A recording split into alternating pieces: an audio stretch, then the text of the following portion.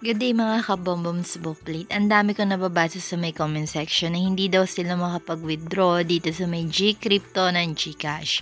Well, today tuturo ko sa inyo kung paano ba yung solution na kailangan nyong gawin para naman ma-withdraw nyo na yung pera nyo. And yung iba kasi hindi sila makareceive ng OTP sa kanilang email kahit nagpalit na sila ng email nila and successful naman yung pagpalit nila, dun pa rin daw sa may old email nila nagsisend ng OTP, hindi na nila ma-open yun.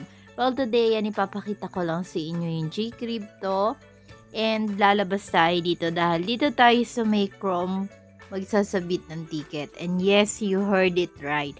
Magsasabit tayo ng ticket. And medyo nagbago na din kasi paraan ng pagsasabit ng ticket kaya yung iba nahihirapan. Well, dito, itatype lang natin submit ticket or GCash Help Center.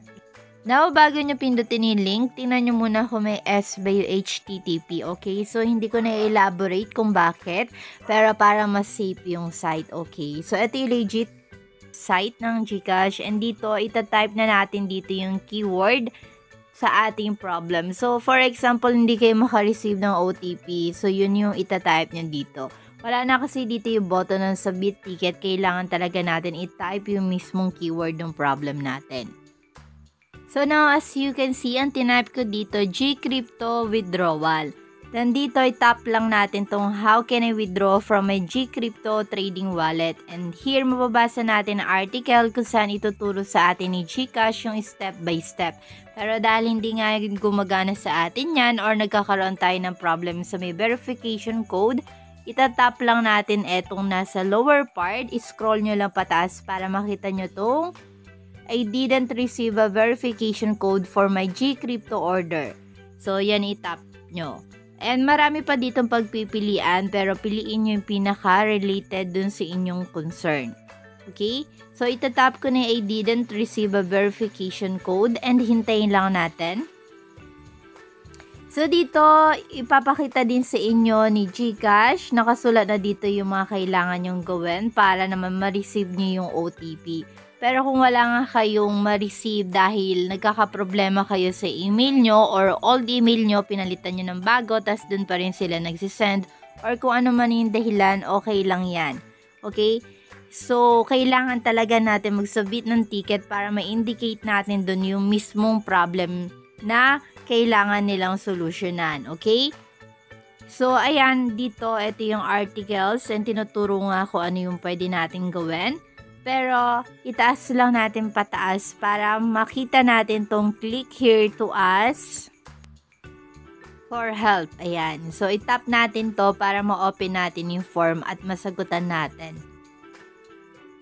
Don't worry, kahit magkakaiba naman yung problem nyo, basta hindi kayo makapag-withdraw or meron kayong problem na na-encounter sa G-Crypto, okay lang naman na kung ano yung step by step na ginawa natin kanina, yun din yung gagawin nyo. Kasi dito naman sa form, pwede naman natin i-indicate kung ano ba yung problem natin, okay? So dito, kailangan lang natin ilagay ating email address sa gumagana and syempre ilalagay din natin ang registered full name ng ating account sa GCash. And ito yung sinasabi ko sa inyong box kung saan dito tayo maglalagay ng other information about sa ating concern. And dito nga pala sa may add file or drop files here, kailangan lang natin mag-send ng picture or screenshot ng ating GCash. So, for example, hindi kayo makareceive ng OTP, screenshot nyo lang yan, tapos yun yung isi-send natin dito. And pwede rin kayo mag-send ng settings ng inyong device kung saan makikita yung mobile number ng inyong GCash. Then after that, kapag nasagutan na natin yung mga kailangan natin sagutan dito, pwede na natin itap yung submit. Then maghihintay na lang tayo ng respond kay GCash within 24 hours to 48 hours. Depende sa dami ng submission ng ticket na nare-receive nila, okay? So ayan, kailangan talaga natin ating email address, yung GCash registered full name natin, sa syempre yung ating mobile number.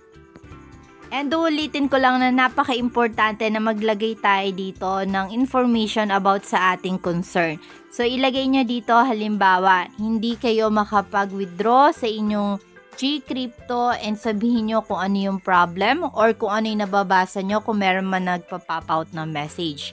Or kapag halimbawa yung iba kasi nabasa ko, successful daw na meron confirmation sa Gcrypto nila na na-withdraw na yung pera pero hindi naman pumasok dun sa Gcash balance nila. So, sabihin nyo lang dito, okay? Pwede naman yung Tagalog kasi kadalasan naman yung mga nagtatrabaho sa Gcash, mga Filipino din yan. So, maiintindihan nila yung ating concern, okay? So, kailangan nyo lang sabihin talaga dyan sa may box na yan. So, hindi ko na kayo bibigyan ng example kasi magkakaiba naman kayo ng problem. Anyways, kapag okay na lahat, tap na natin yung submit. And kung meron pa kayong mga katanungan, iwan nyo lang yan sa ating comment section. And by the way, alam nyo ba na pwede na rin kayong mag-check out gamit yung YouTube? Yes, dahil meron na po tayong store dito sa YouTube dahil affiliate na po tayo ng Shopee. And alam nyo ba na meron tayong voucher gamit yung YouTube? Mas makakatipid kayo. Pwede nyo i-try yan. Mag-check out kayo gamit etong YouTube channel ng Bombom's Bookplate. Then, hanapin nyo lang i-store. Ayun, makikita nyo sa screen. Then, pag may napili kayong items or products, i-check out nyo lang and makikita nyo na meron voucher sa YouTube. So, hanggang dito na lang ang video natin for today. Sana ay nakatulong. And kung meron nga kayong mga katanungan, iwan nyo lang yan sa ating comment section. At syempre, bibigyan namin ng kasagutan. Thank you for watching and stay blessed everyone.